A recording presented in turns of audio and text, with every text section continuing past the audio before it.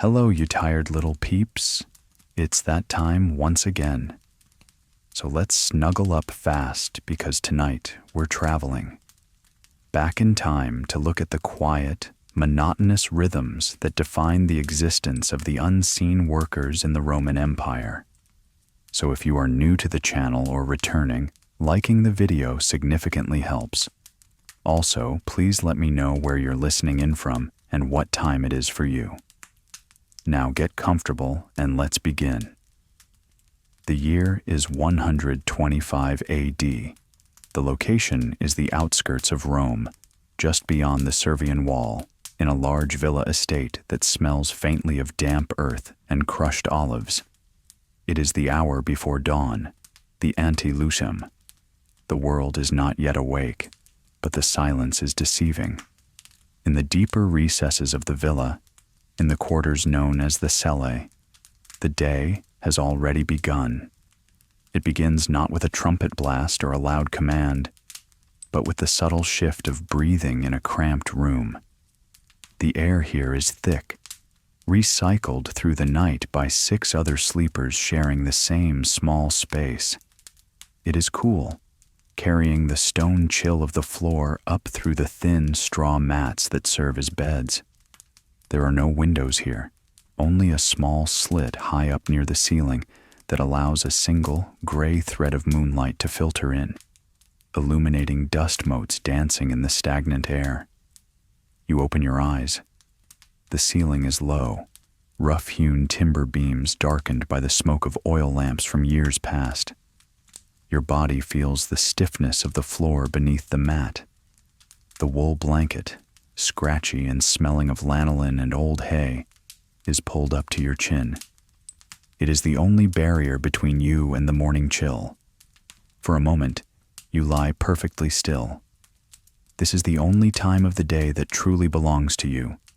These few seconds between waking and rising. The sound of the villa is a low hum. Somewhere distant, a rooster crows, a jagged sound that cuts through the mist. Nearer, the heavy, rhythmic scraping of a broom against stone echoes from the atrium. That is Marcus, the old doorkeeper, already at his post. He sweeps the same stones every morning, pushing the dust from the previous day out into the street, a task as endless as the tides. You sit up. The movement is automatic. Your tunic, a simple garment of undyed, coarse wool, hangs on a wooden peg driven into the wall. You reach for it. The fabric is cold and stiff. As you pull it over your head, it smells of wood smoke and sweat, the permanent scent of your station. It falls to your knees, loose and shapeless.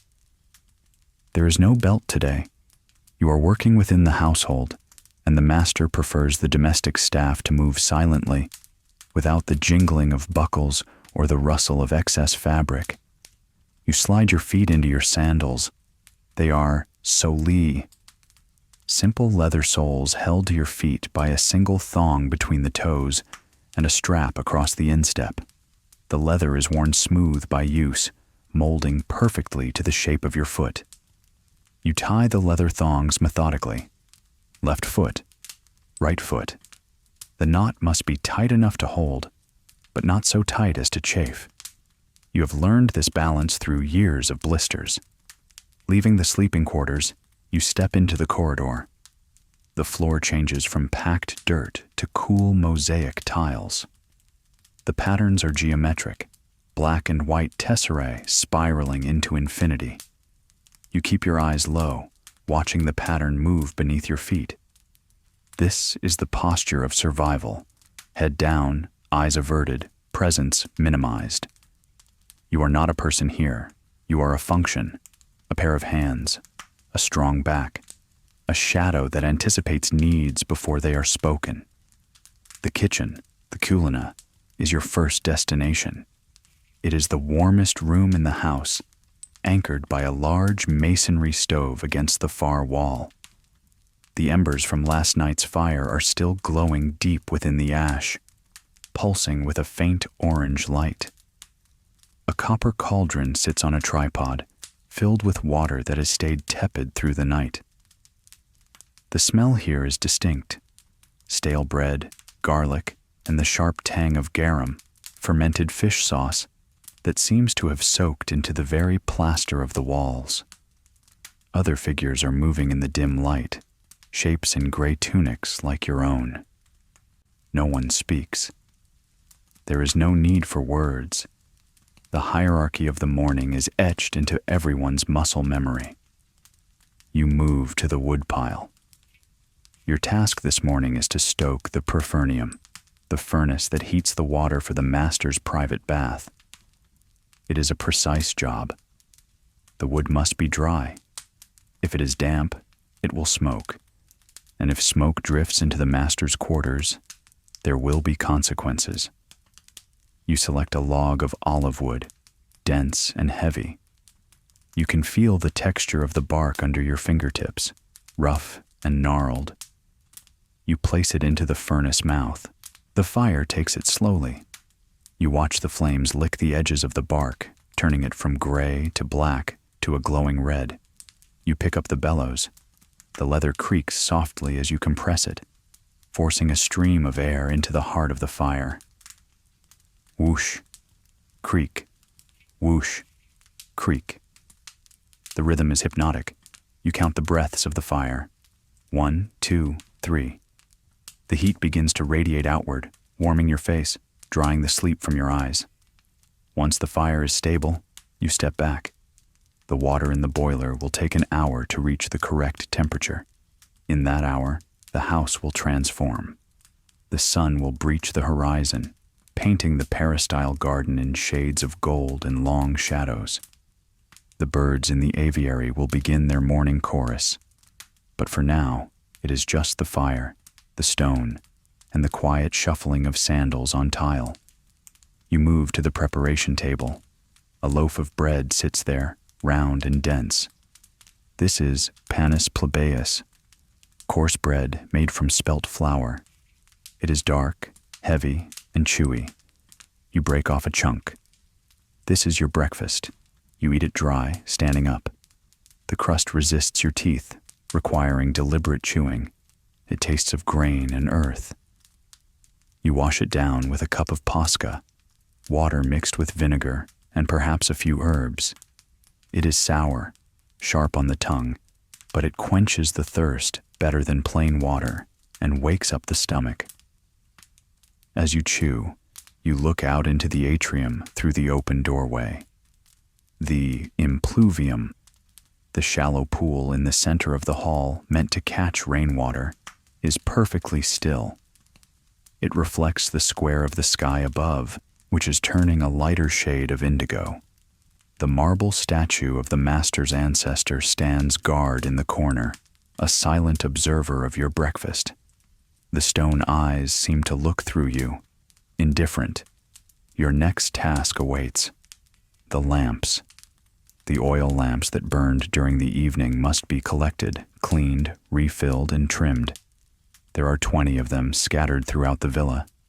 You pick up a woven basket and begin your rounds. The first lamp is in the triclinium, the dining room. It sits on a bronze stand shaped like a tree branch.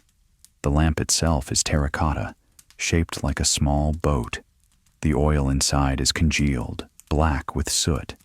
You wipe the exterior with a rag, feeling the greasy residue slide away. You use a small bronze hook to pull up the wick, snipping off the charred end with a pair of shears. Snip. The sound is small and final. You pour fresh olive oil from a clay jug into the lamp's reservoir. The oil is green gold, thick and viscous.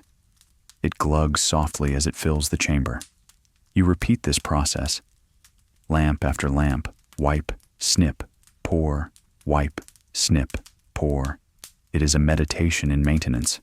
You are resetting the stage for the day. By the time the master and his family wake, there must be no trace of the night before. No soot, no empty lamps, no cold hearths. The illusion of effortless order must be maintained.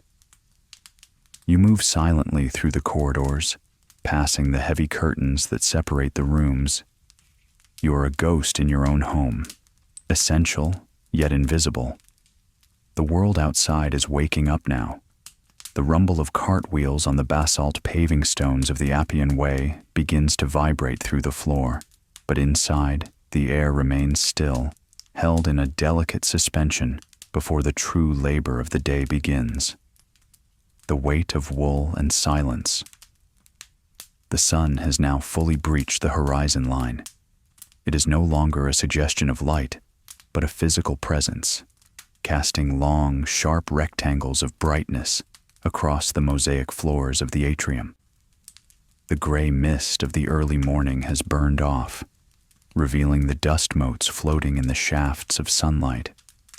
They drift lazily, chaotic and slow, the only things in this house allowed to move without purpose. You are now in the atrium, the grand reception hall of the villa. In an hour, this space will be filled with noise, the shuffling of feet, the murmur of requests, the rustle of papers. The salutatio is approaching, the morning ritual where clients come to pay their respects to your master, their patron. But for now, the room is yours, and it must be perfect. You hold a large sponge, natural and porous, soaked in fresh water drawn from the cistern. You are on your knees. The cold of the stone seeps through the fabric of your tunic, settling into your joints. You are wiping the base of the marble columns that support the roof. Dust accumulates here, in the intricate crevices of the fluting. You press the sponge into the stone grooves. The water darkens the marble for a moment, turning it a deep, glossy white before it begins to dry back to its pale, matte finish. Swish, squeeze, wipe. You move to the master's chair, the solium. It is a heavy piece of furniture, carved from oak and inlaid with ivory. It sits on a dais, slightly elevated so that the master may look down upon his visitors. You take a piece of soft lambskin and begin to polish the wood. You rub in a circular motion. The wood is old and drinks the oil from the cloth. You can smell the beeswax polish, a sweet, earthy scent that mixes with the lingering smoke of the lamps you cleaned earlier. You rub until the wood feels warm to the touch, until your own distorted reflection stares back at you from the polished armrest. A bell rings, a small, tinkling sound from the inner rooms. It is not loud, but it cuts through the silence like a knife. The master is awake. You leave the atrium immediately. You do not run. Running implies panic, and panic implies disorder. You walk briskly, your sandals slapping softly against the tiles, transitioning from the public grandeur of the atrium to the private intimacy of the cubiculum, the bedroom.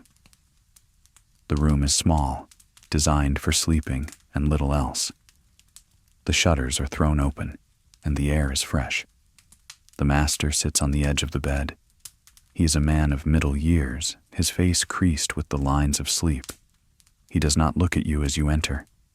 He extends a hand, and you place a cup of water into it. He drinks. You take the cup back. Now begins the dressing. This is a dance of fabric and friction, a ritual as complex as any religious ceremony. You move to the cedar chest at the foot of the bed and lift the lid. The smell of cedar and lavender wafts up, a dry, preservationist scent. Inside lies the toga. The toga is not merely a piece of clothing, it is a burden of citizenship. It is a massive semicircle of white wool, nearly 6 meters in diameter. It is heavy. As you lift it, the weight pulls at your shoulders. The wool is high quality, dense and tightly woven, but it is still wool. It is rough to the touch, and in the summer heat, it will be suffocating. But today, it is just heavy. You approach the master. He stands, arms slightly raised, a living mannequin waiting to be draped. You are the artist, and the toga is your medium. There are no buttons, no zippers, no pins to hold this garment in place. It relies entirely on friction, gravity, and the skill of the draper. You take the straight edge of the fabric and place it over his left shoulder.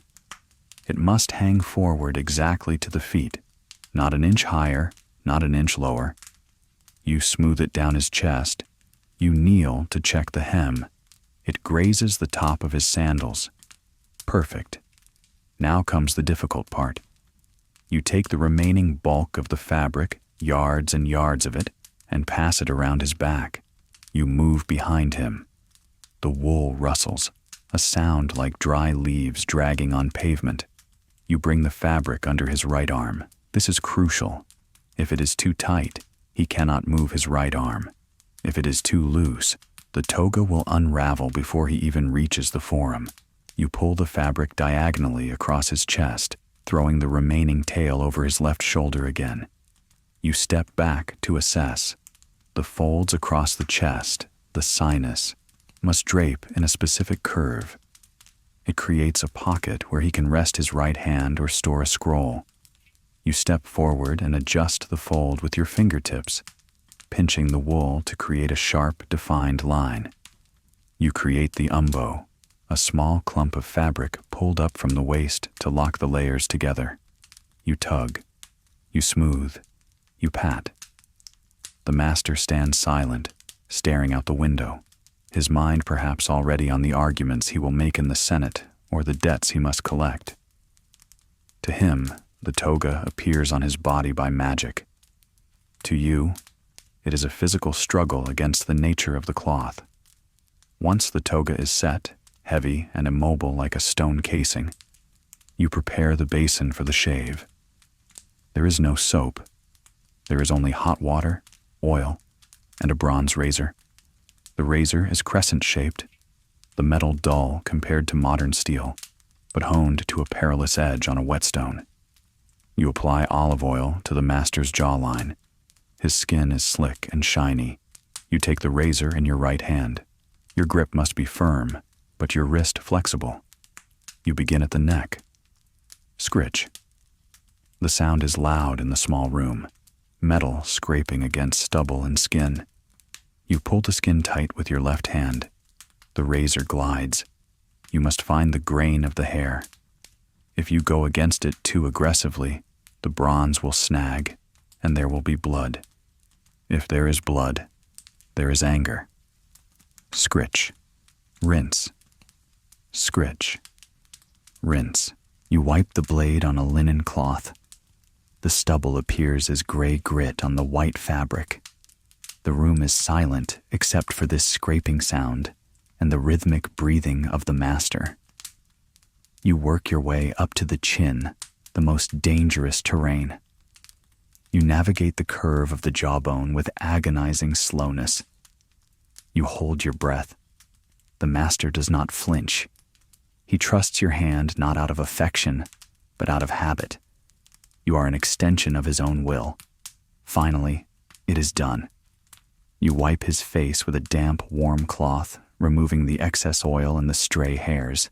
He runs a hand over his cheek, checking for smoothness.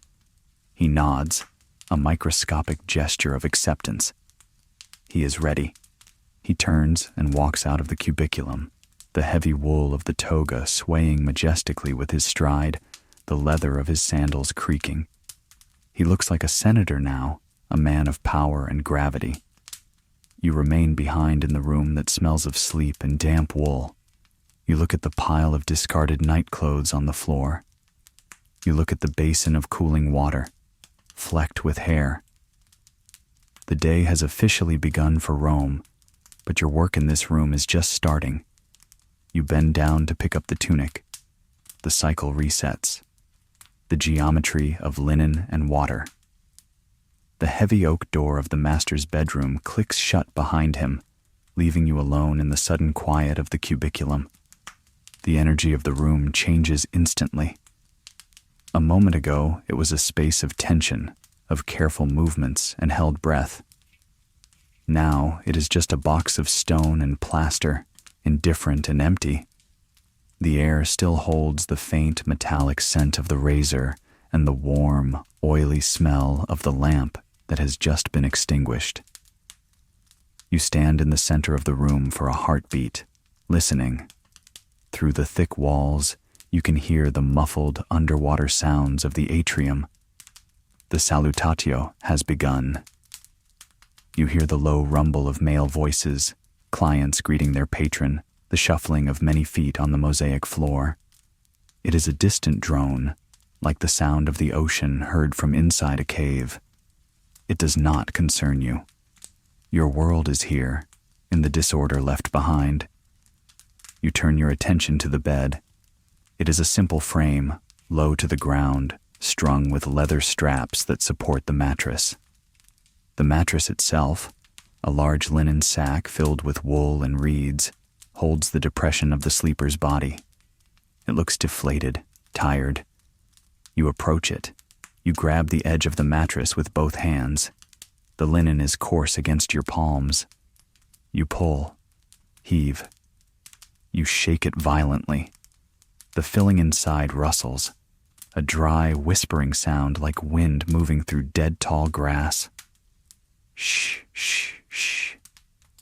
You strike the mattress with the flat of your hand to redistribute the wool, beating it back into a uniform shape. Dust rises in small puffs, catching the light from the window, swirling in the stillness. Next, the blankets. You fold the heavy wool coverlet, corner to corner, edge to edge. The movement is precise. You smooth out the wrinkles with the side of your hand, pressing down hard to flatten the fabric. The wool feels lanolin rich and greasy. You place it at the foot of the bed, creating a perfect rectangle. In this house, geometry is a virtue. A messy bed implies a messy mind, and a messy mind invites misfortune. You move to the window. The shutters are wooden, heavy, and unpainted on the inside. You reach for the iron latch. It is cool and slightly rusted. You pull the shutters in slightly to block the direct glare of the climbing sun, leaving them ajar just enough to allow the breeze to circulate. The hinges groan, a low, wooden complaint, before settling into their new position. The bar of light on the floor narrows, protecting the dyes of the wall frescoes from fading. With the room ordered, you pick up the basin of dirty shaving water. It is lukewarm now, a gray soup of oil and stubble. You carry it carefully, 2 hands on the rim, elbows locked. You must not spill a drop. To spill is to stain, and to stain is to fail. You walk out of the cubiculum, into the corridor, and head towards the service entrance of the peristyle garden. As you step into the open air of the garden, the atmosphere shifts. Here, the air smells of rosemary, boxwood, and damp earth. The center of the garden is dominated by a small fountain, a marble boy pouring water from a jar. The sound is continuous and gentle. Plink, plash, burble. It is the heartbeat of the house's leisure spaces, but you are not here for leisure. You walk past the manicured hedges to the drainage channel that runs along the perimeter of the colonnade. You pour the dirty water into the drain. It vanishes into the dark stone gullet, carrying the morning's remnants away to the Cloaca Maxima, the great sewer that runs beneath the city like a dark intestine. Now, you need fresh water. You pick up a terracotta amphora. It is large, with 2 thick handles near the neck. Empty, it weighs perhaps 10 pounds. You walk to the cistern access in the corner of the courtyard. The stone coping around the well mouth is grooved, worn deep by centuries of ropes dragging across it. You hook the amphora handle to the well rope. You release the brake on the windlass. The bucket descends. Creak, whir, creak, whir. The sound echoes down the shaft, getting deeper and more resonant as the vessel goes lower. You wait for the splash. Splosh. A pause. You let the vessel sink, imagining the cold, black water rushing into its clay belly. You feel the weight increase on the rope. Now, the haul. You turn the wooden crank. The muscles in your shoulders tighten. It is a rhythmic labor. turn, click, turn, click. The ratchet prevents the rope from slipping back. You fall into a trance, watching the wet rope coil around the wooden drum, shedding droplets of water that darken the dust on your feet. The amphora breaks the surface. You haul it over the edge. It is sweating condensation. The water is clear and bitterly cold, drawn from deep underground aquifers. You unhook it and hoist it onto your shoulder. The sudden weight settles onto your collarbone, a familiar pressure. The cold clay presses against your ear. You can hear the water sloshing inside, a chaotic, liquid shifting that changes with every step you take. You carry the water back towards the kitchen. Your path takes you along the side of the colonnade. To your left, the painted walls depict scenes of hunting. Static dogs chasing static deer. To your right, the garden is alive with small movements. A lizard skitters across the warm stone path, its claws making a tiny scratching sound. Scritch, scritch. It freezes as your shadow passes over it, then darts into the ivy. You reach the kitchen entrance. The heat hits you again, smelling of baking bread and wood smoke. You lower the amphora onto the stone counter. Thud. The sound is solid and heavy. You wipe the sweat from your forehead with the back of your arm. But there is no rest. The head slave, a man named Davis with gray hair and a scar on his forearm, points to a pile of linen tunics in the corner. Laundry. You walk over to the pile. These are the undertunics of the household, white linen that must remain dazzlingly white. You bundle them up. They are light, much lighter than the wool you handled earlier, but there are many of them. They smell of stale sweat and lavender sachets. You carry them to the washing vat in the small courtyard behind the kitchen. The vat is a stone basin, waist high. It is filled with a mixture of water and fuller's earth, a type of clay that absorbs grease. The water is cloudy and gray. You drop the tunics in. They float for a second before soaking up the liquid and sinking. You roll up the sleeves of your tunic. You plunge your hands into the cold, clay-thick water. You grab a handful of wet linen and begin to scrub. Rub, rub, splash. You rub the fabric against itself. The friction releases the dirt. The sound is wet and squelching. The clay water coats your arms, drying in pale streaks on your skin. You work methodically, moving from one garment to the next. There is no thinking here. There is only the sensation of cold water, the rough texture of wet linen, and the repetitive motion of your arms. Back and forth, back and forth. The sun climbs higher. The shadows in the courtyard shorten. The sound of the birds in the garden grows quieter as the heat of the day begins to set in. But the rhythm of the wash continues, a wet, slapping metronome that marks the passing of time in a world where time belongs to someone else. The grinding stone and the sun. The washing vat is finally empty of fabric, leaving only the cloudy, gray water swirling slowly, settling into stillness. Your hands are red, the skin puckered and wrinkled from the prolonged immersion in the cold liquid. You feel a strange, tingling numbness in your fingertips, the ghost sensation of the rough linen still rubbing against them. You lift the wicker basket. It is piled high with the wet tunics. Wet linen is deceptive. It looks light, but it holds water with a stubborn possessiveness. The basket groans as you hoist it against your hip. The wicker presses a pattern into your side, scratching slightly through your own dry tunic. You walk out of the shaded washing area and step fully into the service courtyard. The sun is higher now, approaching its zenith.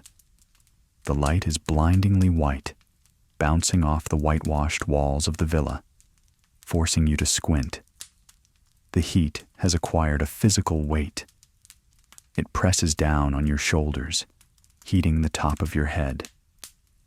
You can smell the dust of the courtyard baking, a dry mineral scent that mixes with the damp freshness of the laundry in your arms. You reach the drying lines, thick ropes strung between two olive trees. The trees are old, their trunks gnarled and twisted like ringed rags.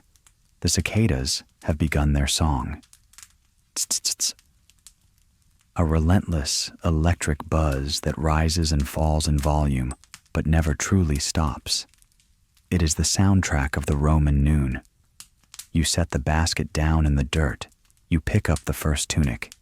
It is a tangled lump of wet white fabric. You must find the shoulders.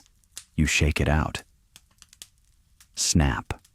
The sound is crisp as the wet fabric unfurls, momentarily cooling the air around you with a spray of microscopic droplets. You throw it over the rope. You adjust it so it hangs evenly. If it dries unevenly, it will wrinkle, and wrinkles mean more work later. You smooth the hem with your thumb and forefinger, pressing out the water tension. You reach into the basket. Another tunic. Shake. Snap. Drape. Smooth. You reach into the basket. Another tunic. Shake. Snap. Drape. Smooth. The repetition is absolute. Your arms move in a loop of activity. Lift. Shake. Hang. Lift. Shake. Hang. The line begins to fill with white ghosts, swaying gently in the hot breeze. They block your view of the garden, creating a wall of damp, white coolness. As you work down the line, the water from the hanging clothes drips onto your bare feet. Drip, drip, drip. It is cool and startling against the hot dust covering your skin. When the basket is finally empty, you leave the clothes to the sun. The evaporation will take hours. In that time, the sun will bleach them whiter, stealing the moisture and returning them to stiffness. You retreat from the glare, stepping back into the shadow of the portico and moving towards the colonna. The transition from the blinding exterior light to the dim interior leaves you momentarily blind. You pause, letting your eyes adjust. The kitchen is hotter than the outside, but it is a different kind of heat. Humid, trapped, and smelling of roasting garlic and wood ash. The kitchen staff is moving with a lethargic efficiency. The main meal, the cena, is hours away, but the preparation is endless. A large table in the center is covered in produce brought in from the estate's gardens. Baskets of onions with their papery skins shedding onto the wood, piles of carrots with soil still clinging to their roots, and bunches of herbs that fill the air with green, sharp scents. You are directed to the mortar, the mortarium. It is a heavy, wide bowl made of coarse pottery. The inside of the bowl is embedded with small bits of grit and stone, designed to tear and crush whatever is placed within it. Beside it lies the pestle, a heavy club of stone, smooth where your hand grips it, rough at the business end.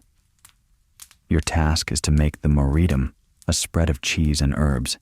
It is a task of pure friction. You toss in cloves of garlic, not 1 or 2, but 20. You add salt, large coarse crystals that look like hail. You grip the pestle. You begin to grind. Crunch, scrape, grind. The sound is harsh. Stone teeth gnashing against stone teeth. You press down, using the weight of your shoulder, rotating your wrist in a clockwise motion. The garlic cloves resist, then shatter, then succumb, turning into a sticky, pungent paste. The smell is aggressive. It stings your eyes and fills your nose. Next, the herbs. Coriander, fresh and green. Rue, bitter and strong. Celery leaves. You tear them from their stalks and drop them into the bowl. They sit atop the white garlic paste like a forest canopy. You resume the rhythm. Grind, scrape, turn. The green leaves are crushed into the white paste, streaking it with emerald veins. The friction generates a small amount of heat. You can feel it radiating from the bowl. Your arm begins to burn. the tricep, the forearm, the shoulder. But you do not stop. The paste must be perfectly smooth. If there are lumps, the master will complain. You add the cheese now. Hard, salty pecorino, broken into chunks. It is dry and crumbly. As you work it in, the mixture becomes thick, heavy. It clings to the pestle. You have to stop every few rotations to scrape the pestle clean with a wooden spatula, dropping the glob of paste back into the center, only to crush it again.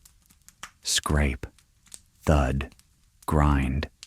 The room is filled with similar sounds. The chopping of a knife on wood, the bubbling of a pot, the crackle of the fire. But your world has narrowed to the circumference of this bowl. Round and round. The motion is so repetitive that your mind detaches from your hand.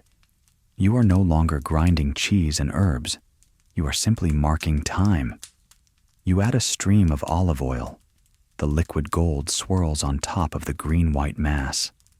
As you grind, the oil emulsifies, turning the paste glossy and smooth. The sound changes. It is no longer a harsh scrape. It is a wet, squelching sound. Slap, squish, slap. You work until the texture is uniform, until the individual ingredients have lost their identities and become a single, cohesive substance. You wipe your brow with the back of your wrist, leaving a streak of flour or dust. You look down at the bowl. It is done, but looking to the side, you see another bowl waiting. Another pile of herbs, another block of cheese. The rhythm does not end. It only resets. You reach for the next clove of garlic. The geometry of silence. The villa has entered the meridiatio. It is the 6th hour, the high point of the day, when the sun hangs directly overhead, bleaching the color from the world outside. The heat in the streets of Rome is now oppressive, a physical weight that clears the roads and silences the markets. Inside the thick stone walls of the villa, however, the heat is held at bay, existing only as a bright, silent glare beyond the open doorways. The master and his family have retired to their inner rooms for the midday rest. The heavy curtains have been drawn. The chatter has ceased. The footsteps have stopped.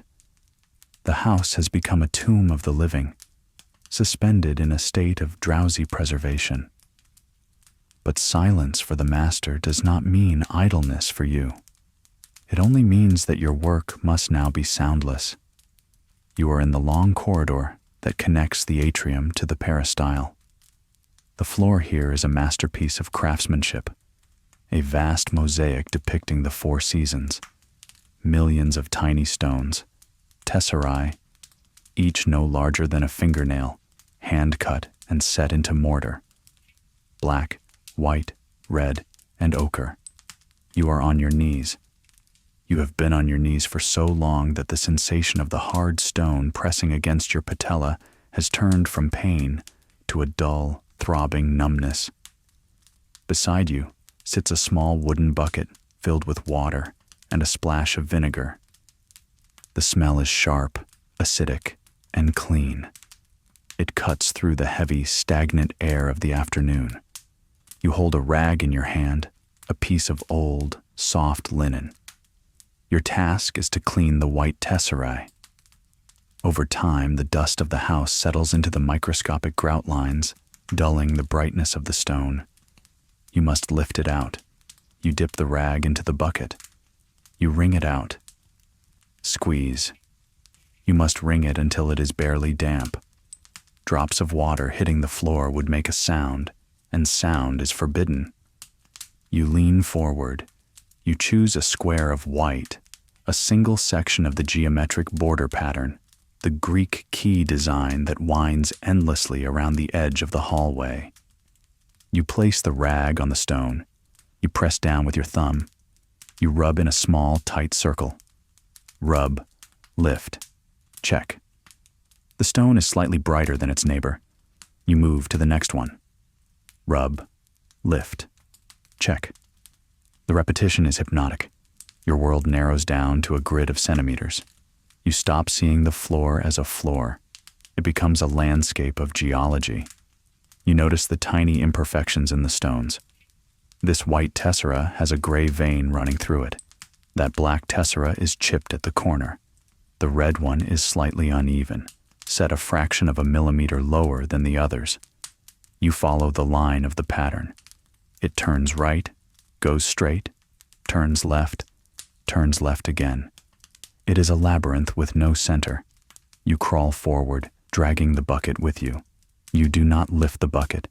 You slide it on the smooth stones to avoid the thud of setting it down. The friction makes a sound like a dry whisper. Shh.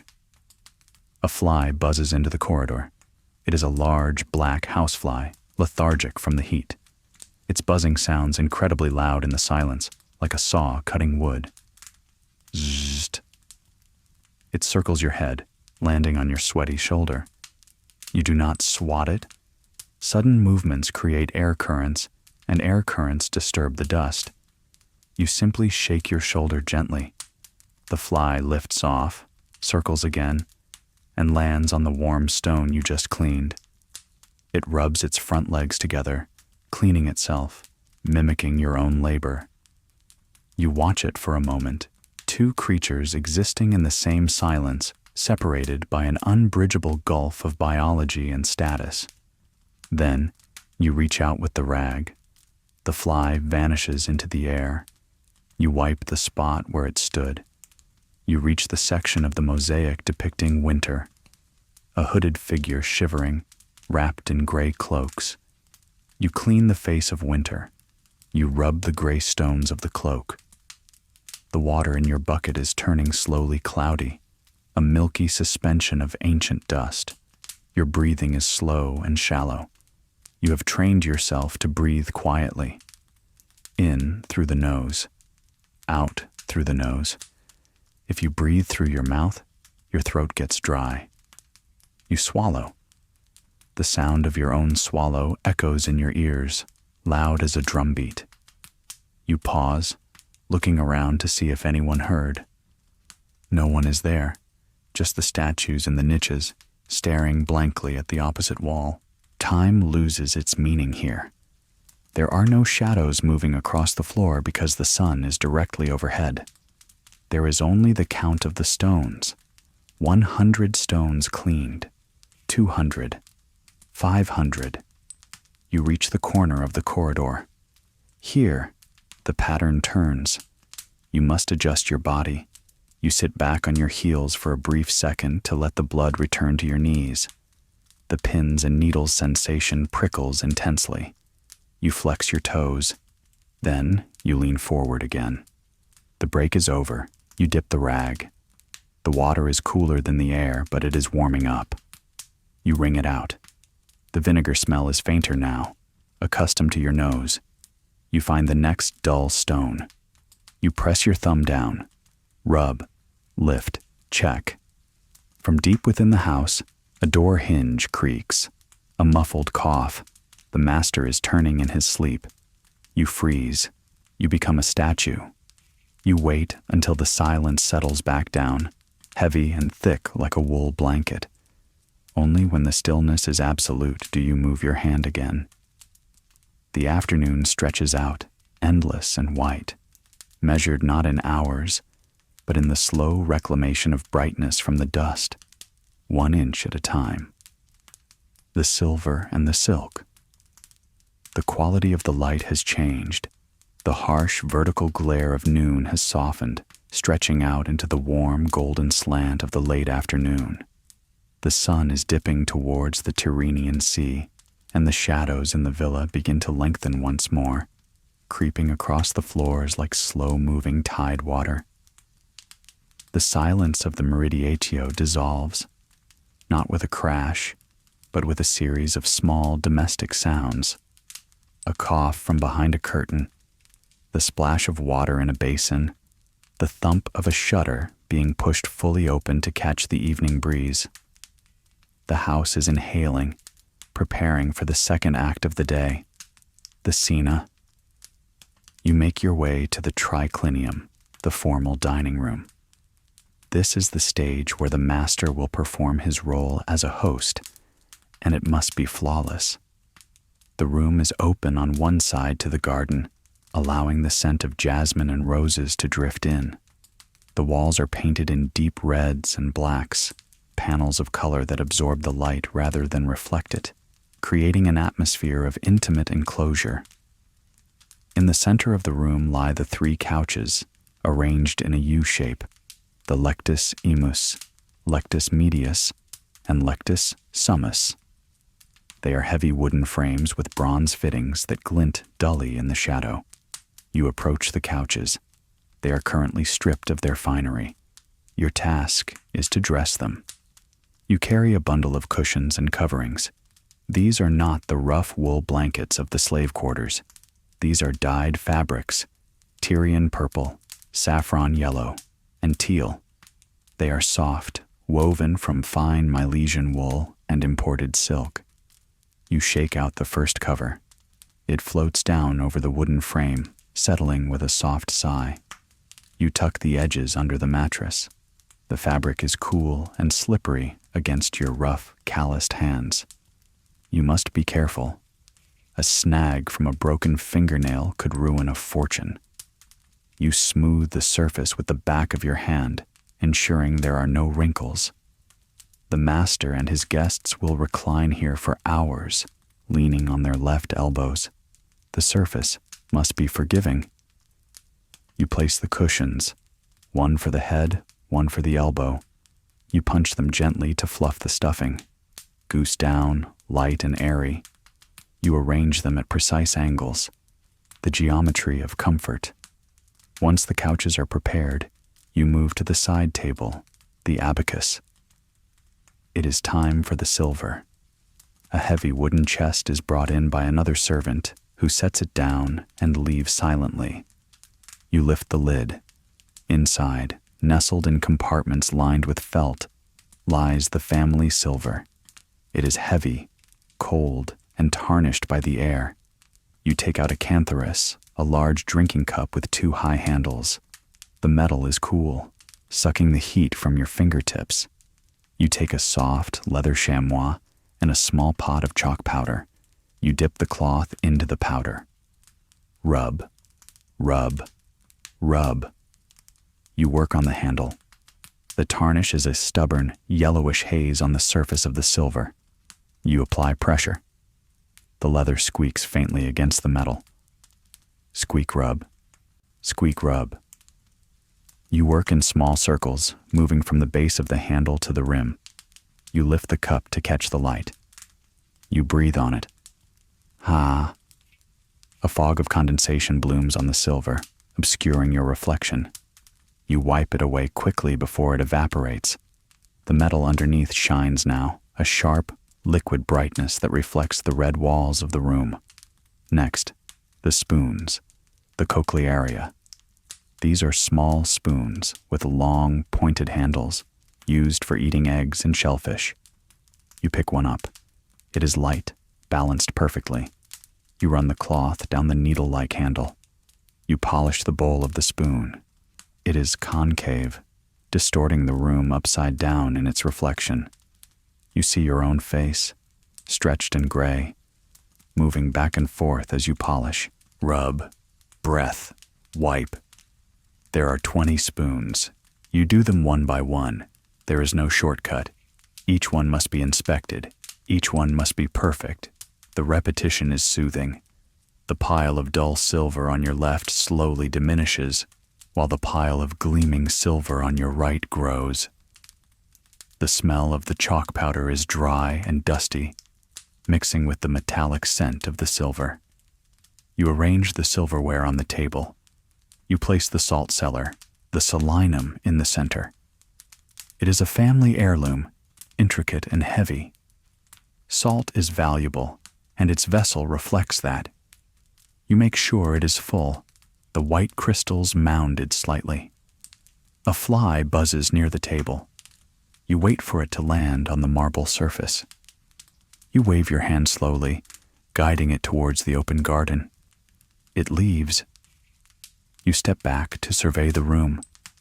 The couches are inviting, colorful islands in the dim room. The silver on the side table gleams with a predatory shine, waiting to be used.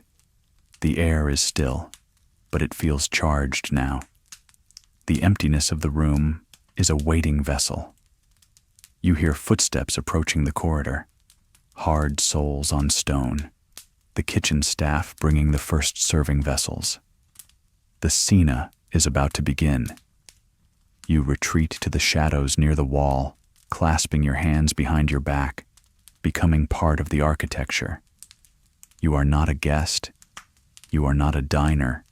You are the machinery that makes the meal possible. The dance of the dishes. The sun has finally set, leaving behind a sky the color of bruised plums. The lamps in the triclinium have been lit. Dozens of small flames dance on their wicks, casting flickering shadows that make the painted figures on the walls seem to move. The room is warm, filled with the scent of roasted meat, spiced wine, and the perfumed oil of the guests. The master and his guests have taken their places. They recline on their left elbows, their right hands free to eat. The conversation is a low hum, punctuated by occasional bursts of laughter that echo off the stone ceiling. You stand by the service entrance, a narrow portal that connects the grandeur of the dining room to the chaotic heat of the kitchen corridor. You are holding a large platter. It is made of silver, heavy, and hot. It holds the gustachio, the appetizer course, dormice stuffed with pork and pine nuts, drizzled with honey and poppy seeds. The metal burns your fingertips. You shift your weight, transferring the heat from one part of your hand to another, but you do not put it down. You cannot put it down. The signal comes. The nod of the head slave, Davis. You step into the light. The transition is instantaneous. You move from the cool shadow into the warm, golden glow of the lamps. You walk with the slave's glide, knees slightly bent, back straight, steps rolling from heel to toe to eliminate any bobbing of the head or shaking of the platter. The food must remain motionless. You approach the lectus medius, the couch of honor. You lower the platter onto the small round table in the center of the couches. You do not look at the guests. You look at the space between the cups and the elbows. You slide the platter into place. The silver clinks softly against the marble. Clink. A hand reaches out. A guest takes a stuffed dormouse. You see the flash of a gold ring, the manicured fingernails. You step back, retreating into the shadows of the wall, becoming invisible again.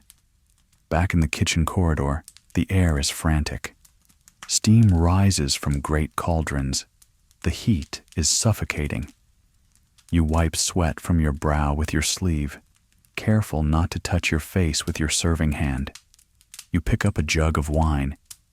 It is Falernian, an expensive vintage, mixed with warm water and spices. The ceramic jug is heavy, the handle slick with condensation. You return to the room. A guest raises a cup. You approach. You pour. The liquid is dark red, almost black in the lamplight. It gurgles from the spout. Glug, glug, glug. You stop exactly when the wine reaches the rim, but before the meniscus breaks. A single drop spilled on the toga would be a disaster. You twist the jug as you lift it, catching the final drip on the rim. You move to the next cup. Pour. Twist. Lift. The meal progresses. The courses change. The empty platters of the appetizers are removed, replaced by the prima mensa, the main course. Roast suckling pig, boiled ostrich, fish in spicy sauces. You carry a tray of oysters. The shells are rough, smelling of the sea. They scrape against each other as you walk. Scritch, scratch. You place them down. You pick up a bowl of empty shells from the previous round. The smell of the discard is sharp, vinegar and fish bones. Your legs begin to ache. Standing still is harder than walking. You are required to stand perfectly motionless when not serving, hands clasped, eyes fixed on a neutral point on the wall. The muscles in your calves twitch. The arch of your foot cramps. You shift your weight imperceptibly, a millimeter to the left, a millimeter to the right. The guests are eating with their hands. It is messy work. Grease runs down their fingers. You step forward with a basin of scented water and a towel. A guest dips his hands. You hold the basin steady. The water turns cloudy. He dries his hands on the towel draped over your arm. You feel the pressure of his grip, the warmth of his hands through the linen. He does not acknowledge you. You are a piece of furniture that provides water. You step back. The conversation grows louder as the wine flows. Arguments about politics, about chariot races, about the price of grain. The words wash over you, meaningless noise. Your mind is focused on the logistics of the table. That cup is empty. That bone needs to be cleared. That lamp is flickering. You spot a lamp on a stand near the window. The flame is sputtering, the oil running low. You move towards it, a shadow detaching from the wall. You produce a small flask of oil from your belt. You pour it into the reservoir. The flame stabilizes, growing tall and bright again. You trim the wick with your fingers, a quick pinch that extinguishes the glowing ember of the carbon. Your fingertips are calloused enough that you feel no heat. The night wears on. The secunda mensa, the dessert course, arrives. Fruit, nuts, and sweet cakes. The guests are full, lethargic. They pick at the food. The floor around the couches is littered with scraps they have thrown down, bones, shells, crusts. It is a mosaic of waste. You look at the mess on the floor. Later, you will have to sweep this. You will have to scrub the wine stains from the mosaic. But not yet. For now, you just watch and wait and pour. The jug in your hand feels like it has become part of your arm, a heavy, ceramic extension of your body. The room is a warm, golden bubble, floating in the dark night of the empire. And you are the gravity that holds it together, silent and unseen. The echoes of the feast. The last guest has departed. You heard the heavy timber bar of the main door slide into place with a dull thud, sealing the villa off from the street. The master has retired to his quarters, his footsteps fading into the deeper recesses of the house. The laughter is gone. The arguments are gone. The music of the flute player has ended, leaving a ringing silence in its wake. Now the triclinium belongs to you again. But it is not the pristine sanctuary of geometry you prepared earlier. It is a ruin. The air is thick, hanging heavy with layers of smells, the metallic tang of spilled wine, the cloying sweetness of honey cakes, the smoke of lamps that have burned too long, and the warm human scent of a crowded room. You stand at the threshold, holding a large wicker basket. You step inside. The floor, the beautiful mosaic you cleaned with vinegar and patience, is littered with the detritus of the feast. It is a landscape of waste, walnut shells cracked and scattered, fish bones, delicate and white like needles, crusts of bread soaked in gravy, olive pits, slick and black. You begin the reclamation. First, the silver. You move around the tables, collecting the cups and spoons. You count them as you go. 1 cantharus, 2 cantharus, 3. You check beneath the couches. Sometimes a cup rolls. You find one lodging against the leg of the lectus emus. You pick it up. It is sticky with dried wine. You place the silver into a separate, velvet-lined box. These must be secured before anything else. The steward watches you, ticking items off a wax tablet with a stylus. Scritch. Tick. Next the ceramics, the plates, the bowls, the jugs. You stack them. They are heavy with leftover food. You scrape the scraps into a bucket for the pigs. Slop, scrape, slop. The sound is wet and unappealing. You stack the plates in the basket. The terracotta grates against terracotta.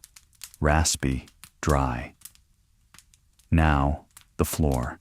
You pick up a broom made of stiff twigs bound together with twine. It is not a soft brush. It is a tool for scouring. You begin at the far corner, near the garden entrance. Swish, scritch. You sweep the debris into piles. The walnut shells make a hollow, skittering sound as they roll across the stone. The bones click. You move methodically, shrinking the chaos into manageable mounds.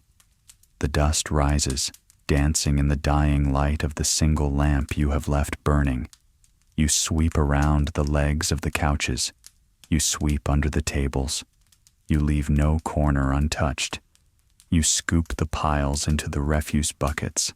The floor is clear again, but it is sticky. You will need to wash it. You fetch the bucket and the rag. The water is cold now. You are tired. Your knees protest as you kneel once more. You find a wine stain, a dark purple blossom on the white stone. You scrub. The wine has soaked into the grout. You scrub harder. Rub, rub, rub. The stain fades, reluctant to leave, but eventually it surrenders to the friction.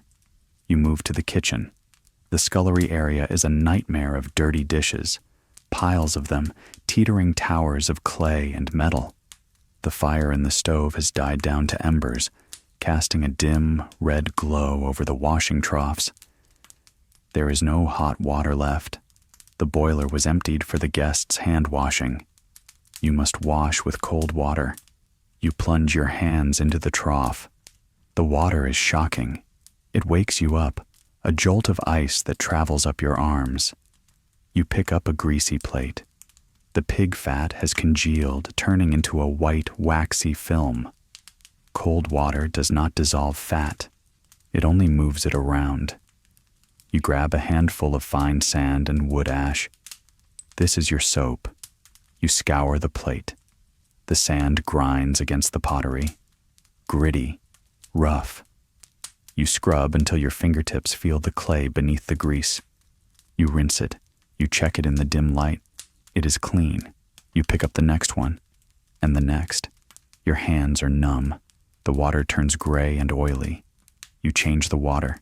You fetch more sand. The rhythm is endless. Dip, scrub, rinse, stack. The other slaves are working beside you. No one talks. The energy for conversation was spent hours ago. There is only the sound of water splashing, the clinking of dishes, and the heavy breathing of tired men. Occasionally, a rat scurries along the rafters, attracted by the smell of the food scraps. You look up, watching its dark shape move against the ceiling beams. It is free to go where it pleases. You are not.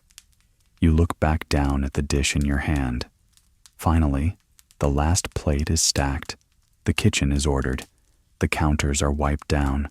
The fire is banked for the night, the embers covered with ash to keep a heart of heat for the morning. The villa is silent now, truly silent. The heavy silence of stone cooling in the night air. The only sound is the wind moving through the atrium, rustling the leaves in the garden. You dry your hands on your tunic. They are red, raw, and trembling slightly from the cold and the exertion. You walk back towards the slave quarters. The corridor is dark.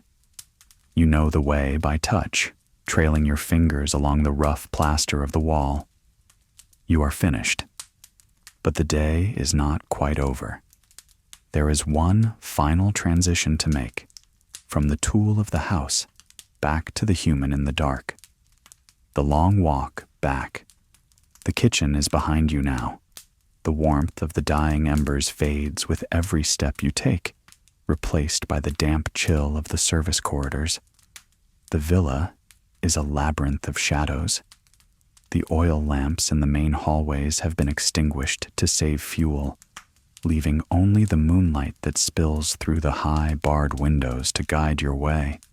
It falls in pale blue-gray rectangles on the floor, islands of visibility in a sea of darkness. You walk slowly.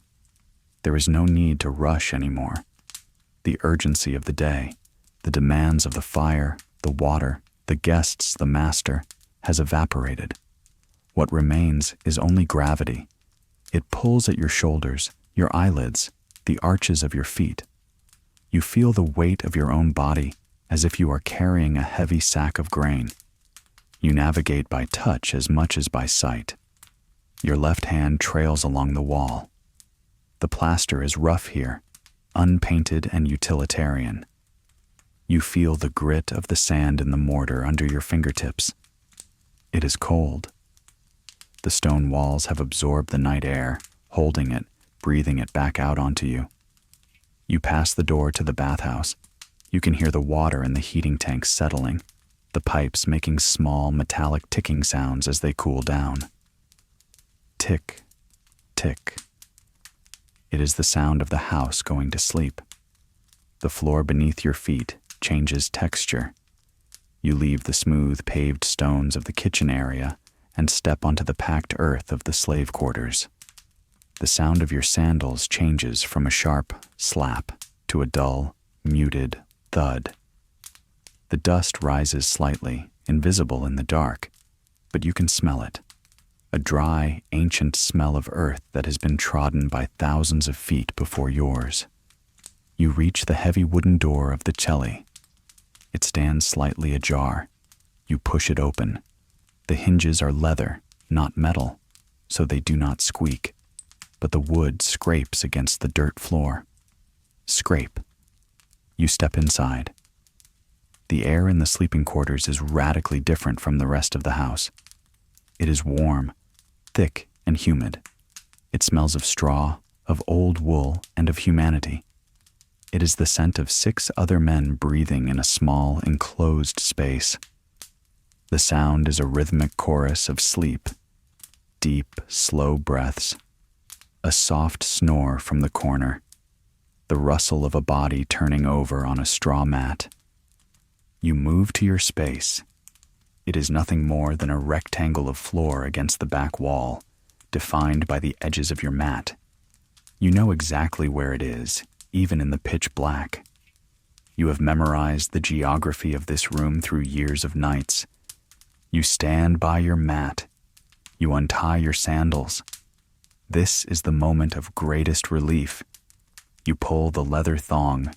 The knot gives way. You slide your foot out. You place your bare sole on the cool dirt floor.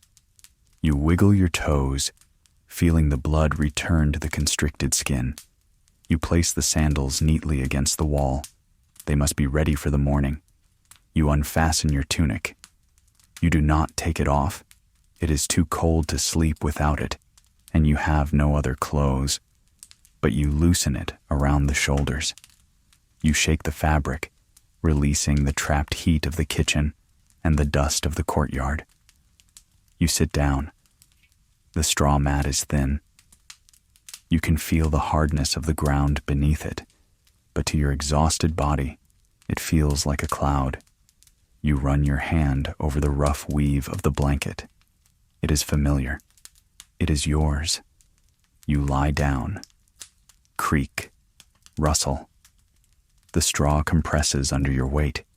You pull the scratchy wool blanket up to your chin. You turn on your side, facing the wall.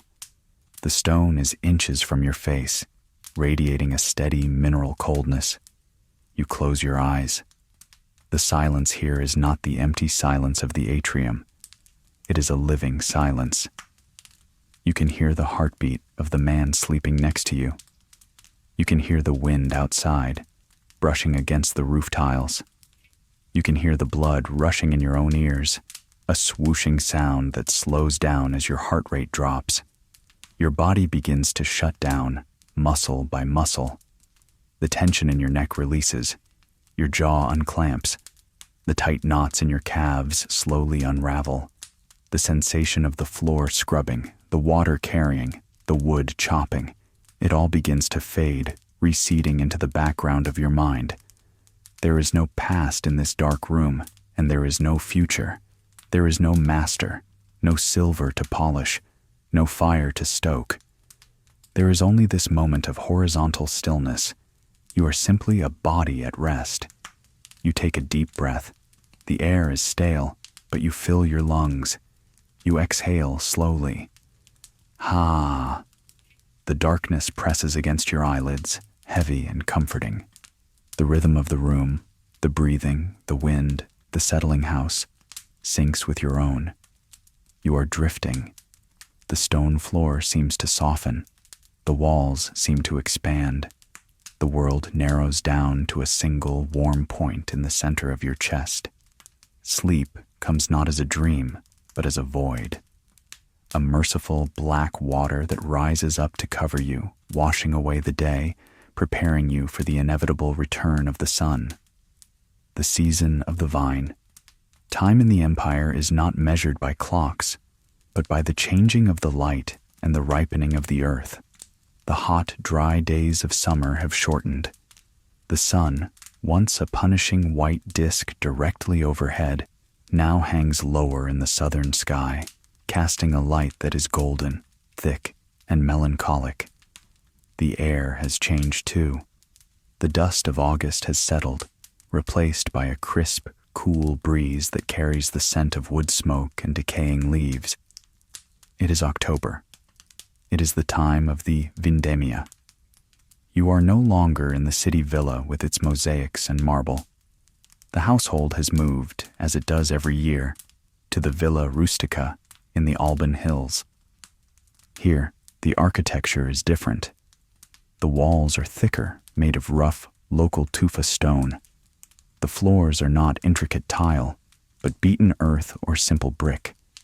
The sounds are not of carts and politics, but of wind in the trees and the bleating of sheep. The morning begins earlier here. The sun has not yet risen when you step out of the sleeping quarters. The ground is covered in a heavy dew that looks like frost in the gray pre-dawn light. It soaks through your sandals instantly, chilling your toes. The air is cold, sharp in your lungs. You can see your breath in front of you, a small, vanishing cloud of white. You walk towards the vineyards. They stretch out over the rolling hills, row after row of twisted vines, crucified on wooden trellises. In the summer, they were a wall of green. Now, the leaves are turning russet and gold, curling at the edges. But it is the fruit that matters. Heavy, dark clusters of grapes hang beneath the canopy, purple-black and dusted with a pale, waxy bloom. You are given a knife. It is a Falx Venatoria, a curved pruning hook with a wooden handle worn smooth by generations of palms. It feels like an extension of your hand.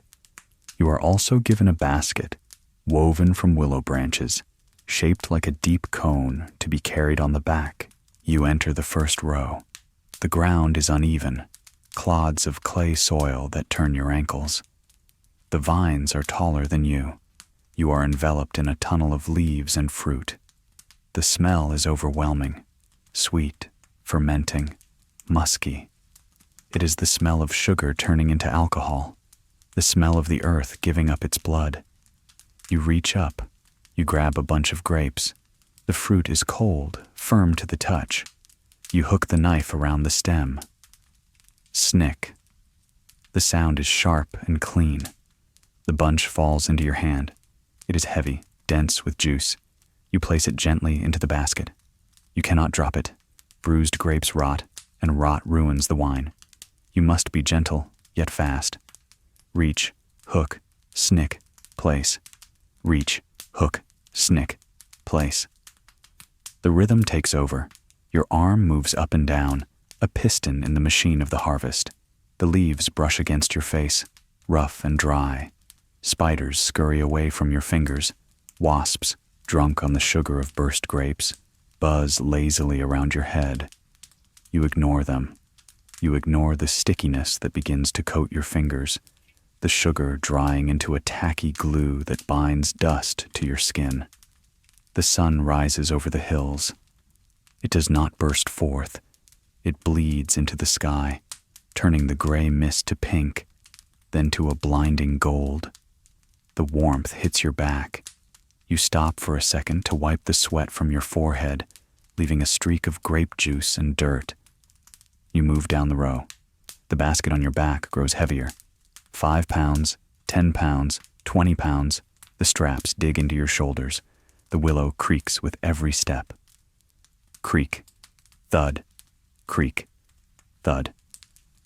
When the basket is full, you walk to the end of the row. A large cart is waiting there, drawn by 2 white oxen. The oxen stand motionless, chewing their cud, their large, wet eyes watching you with indifference. Flies gather at the corners of their eyes. You heave the basket off your back. Grunt, heave, spill. You tip the grapes into the cart. They tumble out, a cascade of purple spheres, piling up into a mountain of fruit. The smell intensifies as they crush under their own weight. You turn back to the empty row. The vines seem endless. For every bunch you cut, 10 more appear. The horizon is a line of green and gold that you must dismantle, piece by piece. There is no conversation among the pickers. Talk wastes breath. There is only the sound of the knives cutting through the woody stems, snick, snick, snick, and the rustle of the leaves. It is a soundscape of destruction and abundance. By midday, the sun is high and warm. The cold of the morning is a distant memory. You are hot now, sweating under your wool tunic. The juice on your hands has attracted more wasps. One lands on your knuckle. You watch it crawl, its yellow and black abdomen pulsing. You gently shake your hand. It flies off. You reach a vine that has wrapped itself around the trellis post. The stem is thick, woody. You have to saw at it with the knife. Scritch, scratch. The wood resists. You apply more pressure. It gives way with a snap, sending a shower of dry leaves raining down on your head. You look down at your hands. They are stained purple. The dye of the grape skin has soaked into your pores, under your fingernails. It will not wash off for weeks. You are marked by the harvest. You are part of the process now, your labor transformed into the liquid that will fill the master's cups in the winter to come. You pick up the basket. It is light again. You step back into the row. The tunnel of vines swallows you. The end of the field is still far away. The purple tide. The sun has passed its zenith, but the work has only shifted location, not intensity. The carts, piled high with the morning's harvest, creak their way up the hill to the Villa Rustica. The wooden wheels groan under the weight of the fruit, grinding stones into dust as they enter the courtyard of the torcularium, the press room. You leave the brightness of the fields behind and step into the cool, cavernous shadow of the press building. The air here is different. It is not the fresh, wind-swept air of the hillside. It is thick, heavy, and sweet. It smells of crushed fruit, of sugar beginning to turn, of wet stone and old wood. It is a scent that coats the back of your throat, a cloying richness that you can almost taste. In the center of the room stands the calcatorium. It is a massive masonry tank, waist-high, built of stone and lined with waterproof plaster. It is the altar of the harvest. You wash your feet in a basin of cold water near the entrance. You scrub the dirt of the fields from your skin until your soles are clean and pale. Then, you climb the small wooden ladder and step over the rim of the tank. Inside, the grapes are piled knee-deep. A sea of purple and black spheres. You sink into them. The sensation is startling. The grapes are cool, having been shaded by leaves all morning. They yield under your weight, shifting and rolling like unstable gravel. You are not alone. 3 other men stand in the tank with you. You form a line, shoulder to shoulder, arms linked for balance. There is no music today, only the rhythm of the work. You begin to march. Step, squelch, lift, step, squelch, lift. The motion is specific. You are not stomping. Stomping would crush the seeds, releasing bitter oils into the wine. You are pressing. You lift your knee high, place your foot down, and transfer your weight smoothly. The grapes burst beneath your sole. You feel the skin snap, a tiny tactile pop, and then the cool, viscous slide of the pulp. The sound in the room is wet and heavy. It is the sound of 1,000 small explosions happening every second. Splosh, squish, slurp. It echoes off the stone walls, a chaotic, liquid noise that drowns out everything else. As you march, the level of the solid fruit begins to drop, replaced by a rising tide of juice. The liquid, the must, swirls around your ankles. It is dark, almost black in the dim light, foaming slightly pink at the edges. It is sticky. It clings to your calves, drying into a sugary crust where the air hits it, only to be washed away again with the next step. You stare at the back of the man in front of you, or the wall if you are leading. You focus on the rhythm, left foot, right foot, left foot, right foot. Your legs begin to burn. Walking in place through a viscous liquid is exhausting. The suction of the mud-like pulp pulls at your feet, resisting every time you try to lift your leg. Suck, pop, lift. You look down at the drainage hole at the bottom of the tank. A carved stone lion's head acts as the spout. From its open mouth, a thick, steady stream of juice gushes out, falling into the locus, the collection vat below. Splash, splash, splash. The sound of the falling liquid is continuous, a monotone waterfall. It is the only measure of your progress. As long as the lion vomits purple juice, you must keep marching. The fumes begin to rise. The crushed grapes release their essence into the air. It is a heady, dizzying smell. The natural yeasts on the grape skins are already waking up, beginning the invisible chemical war that turns sugar into alcohol. The air feels thin, making you breathe deeper, filling your lungs with the heavy, sweet vapor. You lose track of time. There is only the sensation of cold pulp between your toes and the repetitive motion of your hips.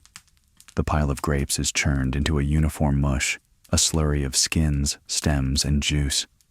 Your skin is stained a deep, indelible violet. The dye soaks into your calluses, into your nail beds. You look like you are wearing boots made of shadow.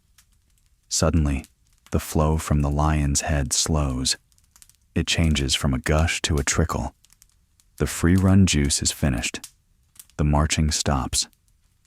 The silence that rushes back into the room is deafening, broken only by the heavy breathing of the treaders and the final drip, drip, drip of the juice. But the work is not done. Now comes the mechanics. You climb out of the tank, your legs heavy and shaking. You are handed a wooden shovel. You must pile the remaining grape skins and pulp, the pomace, into the center of the tank. It is wet, heavy, and slippery. You build a pyramid of purple sludge. Over this pyramid, heavy wooden planks are placed, and over the planks, the great beam of the press, the torcular. It is a massive trunk of an oak tree, arguably the largest piece of timber in the entire villa. It is hinged at one end to the wall. At the other end, a heavy stone weight hangs from a rope and windlass system. You move to the windlass. This is the mechanical era of the afternoon. You grab the wooden spokes of the capstan. Creak. Groan. The wood complains under the tension. You push. The rope tightens. The massive oak beam begins to descend slowly, inevitably, onto the pyramid of grape skins. Crunch. The sound is different now. It is dry and woody. The pressure squeezes the last hidden drops of juice from the skins. You watch the lion's head spout. It begins to flow again, a darker, more tannic liquid forced out by sheer weight. You lean your weight against the capstan, holding the pressure. The room is filled with the groaning of timber and the smell of raw wine. You wipe your forehead with a purple-stained hand, leaving a mark like a bruise. The harvest has been captured. The life of the vine is now trapped in the stone vats, waiting to sleep in the dark until it becomes wine. The breath of the beasts. You step out of the torcularium. The heavy, sweet scent of crushing grapes clings to you, a cloak of invisible sugar, but the air outside washes over your face with a shocking clarity. The sun has dipped below the Alban hills, leaving the sky a deep, bruised purple that fades into the black of the coming night. The wind has picked up, rustling the dry leaves of the chestnut trees that line the path to the stables. Your work with the vine is done for the day, but the work with the beasts remains. You walk towards the stabulum, the ox shed. The structure is low and long, built of rough timber and thatched with reeds. Even from 10 paces away, you can feel the warmth radiating from it, a living heat generated by the massive bodies inside. You push open the split door. The upper half swings back with a groan of leather hinges. Inside, it is dark, save for the single lantern hanging from a central beam. The light is amber and weak, catching the dust and chaff floating in the air, turning them into suspending gold specks. The smell is intense and earthy, old straw, manure, sweat, and the sweet, grassy scent of hay. It is a comforting primal smell. The 2 white oxen that pulled the cart earlier are waiting. They stand side by side in their stall, their heads lowered. They are massive creatures, mountains of muscle and bone covered in short, coarse white hair. They turn their heads slowly as you enter. Their eyes are huge, dark liquid orbs that reflect the lantern light. You approach the first ox. You must unyoke him. You reach up to the heavy wooden beam resting across his neck. It is polished smooth by years of friction against his hide. You undo the leather straps. The leather is stiff and smells of salt. You pull the pin. Click. Slide. You lift the yoke. It is heavy, weighing as much as a man. You heave it off the animal's neck. The ox lets out a long, shuddering breath. Ah! A sound of pure relief. He shakes his head, his ears flopping against his neck.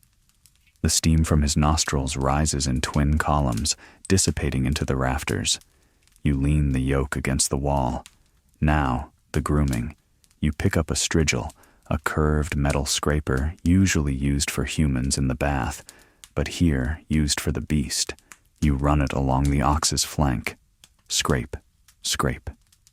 You remove the dried mud and the matted sweat. The ox leans into the pressure. His skin twitches involuntarily where you scrape. You can feel the immense heat of his body radiating through your tunic. You work your way down the leg, across the vast expanse of the ribs. It is like cleaning a wall. The surface area is enormous. Scrape, shake, scrape, shake. Once the ox is clean, you move to the feed. You pick up a pitchfork. The handle is ash wood, smooth and pale.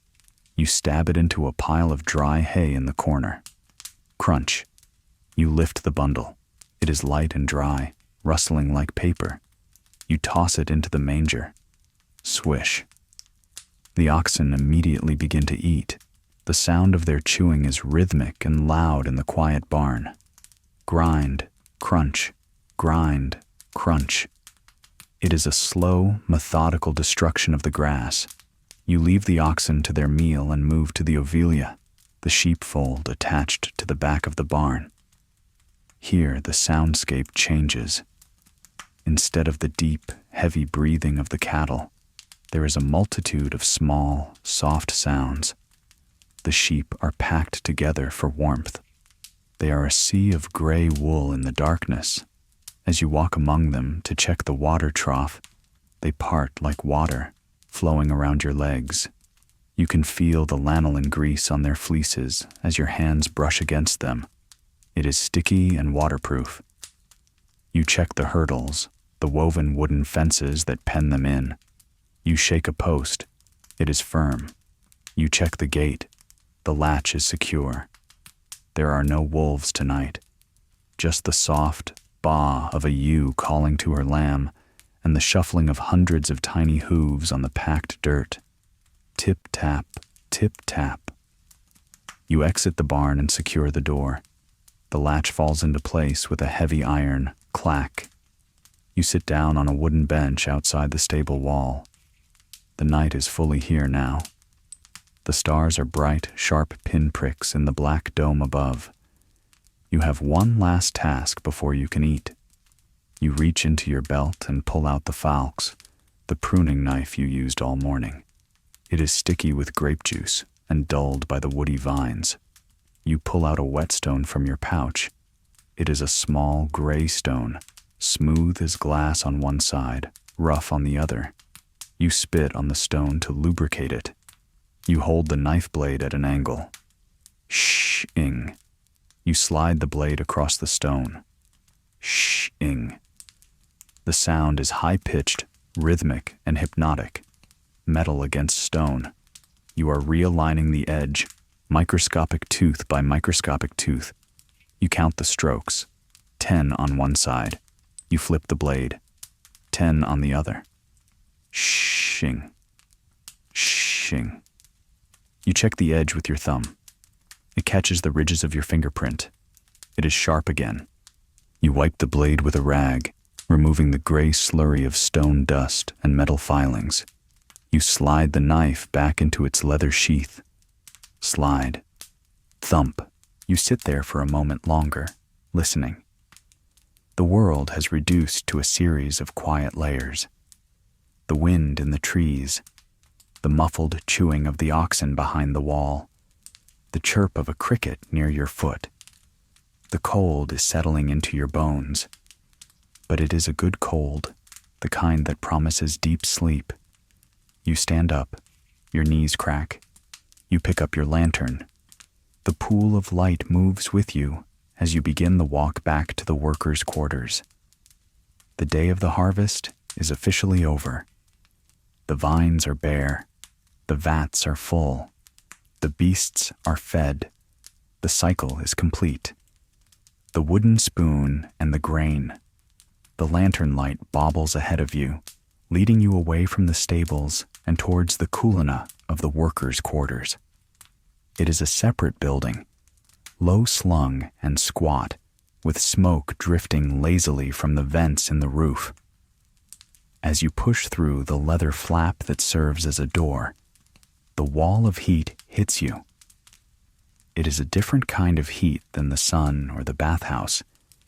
It is a humid, biological heat generated by a massive central hearth and the bodies of 40 other men crammed onto wooden benches. The air is thick, blue with wood smoke that stings the eyes, and heavy with the smell of boiling grain and damp wool. You blow out your lantern and hang it on a peg near the door. You join the line. It moves slowly, a shuffling procession of tired shadows. At the front, near the fire, stands the villicus, the overseer. He is a slave like you, but his tunic is cleaner, his belly fuller. He presides over the iron cauldron like a priest at an altar. You reach the front. You hold out your bowl. It is made of beechwood, dark and cracked from years of use. It is yours. You carved a small X on the bottom to mark it. The villicus dips a ladle into the cauldron. Splosh. A heavy dollop of pulse lands in your bowl. It is the fuel of the empire, a thick gray porridge made of emmer wheat, water, and salt. Tonight, because it is harvest time, There is a sheen of fat on top, perhaps rendered from pork, and a scattering of chopped herbs. It is not beautiful, but to your starving body, it smells like life itself. You take your bowl and find a space on the bench. You squeeze in between two other men. There is no personal space here. You feel the warmth of their shoulders against yours, the rough texture of their tunics rubbing against your arm. You hold the bowl in both hands. The wood is hot, transferring the heat of the porridge into your cold palms. You let it warm you for a moment, closing your eyes, savoring the temperature difference. You pick up your spoon. It is also wood, worn shallow by the friction of eating. You dip it in. Slurp. The porridge is thick, gluey, and bland. It tastes of earth and smoke, but it is hot. You feel it slide down your throat, a slow-moving lava that settles in your stomach with a heavy, comforting weight. Chew, swallow, dip, slurp. The room is filled with the sound of eating. It is a wet, rhythmic chorus. There is little conversation. Words require energy, and energy is reserved for digestion. Occasionally, someone grunts or shifts their weight on the bench, the wood creaking in protest. Creak, shift. You scrape the bottom of the bowl. The spoon makes a hollow, rasping sound against the wood. Scrape, scrape. You chase the last smear of grain around the rim. You do not leave a single grain. Waste is a concept for the masters, not for you. Once the bowl is empty, you do not move immediately. You sit there, letting the fullness expand in your belly. The fire in the center of the room pops, crack and snap, sending a shower of sparks up towards the blackened thatched roof. You watch the sparks rise and fade, tiny stars dying in the smoke. A man across from you pulls out a set of dice carved from sheep knuckle bones. He rattles them in his cupped hands. Clatter, clatter. He throws them on the table. Two other men lean in to look. They murmur quietly. A small exchange of a copper coin follows. It is a small spark of leisure, a tiny rebellion against the absolute utility of their lives. You do not join them. Your eyelids are heavy. The heat of the room, combined with the food, is pulling you down. You wipe your bowl with a piece of rag you keep in your belt. It is clean enough for tomorrow. You stand up. The bench lightens as your weight leaves it. You step over the legs of the men still eating. You move towards the door, back out into the cold night air. The transition wakes you up slightly, but the destination is clear. The day started with a fire in the master's house, and it ends with a fire in your belly. The cycle of fuel is complete. Now, only the cycle of rest remains. The iron and the stars. You step away from the warmth of the mess hall, the heavy leather curtain slapping softly against the doorframe behind you. You are back in the open air. The temperature has dropped further. The cold is no longer a sharp bite. It is a solid, enveloping presence that presses against your skin, tightening the pores and making your breath visible in long, white plumes. The farm is asleep. The oxen are silent in their stalls. The chickens are roosting in the coop, huddled masses of feathers. The only movement is the wind, sliding through the bare branches of the orchard trees, making them sway like skeletal dancers. Swish, creak, swish. You do not go straight to your bed. There is one final ritual, the perimeter. You walk towards the main gate of the Villa Rustica. The path is gravel, crunching loudly under your sandals in the stillness. Crunch, crunch, crunch. The sound marks your position in the dark. You reach the gate. It is a massive structure of oak, reinforced with bands of iron. It separates the ordered world of the farm from the wild chaos of the woods and the road beyond. It stands open, a gaping mouth that swallowed the carts and the workers during the day. Now it must be closed. You grab the edge of the left door. The wood is rough, splintery, and freezing cold. You lean your shoulder into it. It is heavy, resisting the movement. You push, groan. The hinges, dry and massive, protest with a low, mournful sound that echoes across the courtyard. The door swings inward slowly, carving a semicircle in the dirt. You grab the right door. You pull, groan, thud. The two halves meet in the middle with a dull, final sound. The gap is closed, but it is not secured. You lift the crossbar. It is a thick beam of timber, resting in a bracket on the wall. It weighs as much as a man's leg. You hoist it up. Your muscles, tired from the harvest, complain. You slide it into the brackets across the junction of the doors. Slide. Thunk. The sound of wood hitting wood is solid. It is the sound of safety. Now, the chain. A heavy iron chain hangs from a ring bolt. You loop it through the handles. The metal is biting cold, stinging your fingers.